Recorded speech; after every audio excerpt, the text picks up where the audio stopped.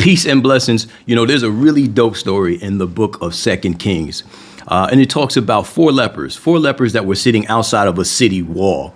And the city itself was under siege. There was rampant famine. The enemy had cut off the supply chain so folks couldn't eat. And these four lepers were outcasts. And so they're sitting there, they're chopping it up with each other. And they're like, why sit here and die? If we go in the city, they gonna kill us.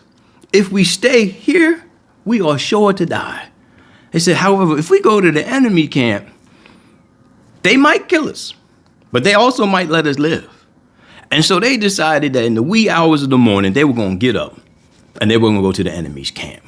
So sure enough, in the wee hours of the morning, they huddle together and they start walking towards the enemy's camp. However, they get to a lookout point and they see the enemy's camp, but ain't nobody there. Tents is empty.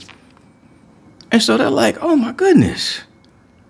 What they didn't know is that the enemy thought they heard the sounds of the kings of Egypt coming for them. The presence of God had amplified their footsteps so much that the enemy said, oh no, this is an attack. We are under siege, and they got up out of there. They didn't want the smoke. And so the four lepers go down to the enemy's camp and see all the food, the silver, the gold, the clothes, all of these things. And they start wearing it and eating it. It got so good, they started hiding some for later. But then they said to themselves, nah, you know what, let's chill. This is a good day. Let's share these blessings with everyone else. And so that's what they did. And so at a high level, this story looks like a situation of famine and provision. But when we pull back the layers of the onion, it's literally about beings, about us in life, at a point where we know that we got to either walk towards the uncertain, towards the unknown, because we know where we are will guarantee some level of decay. It's also about the people who are on the outside of the system.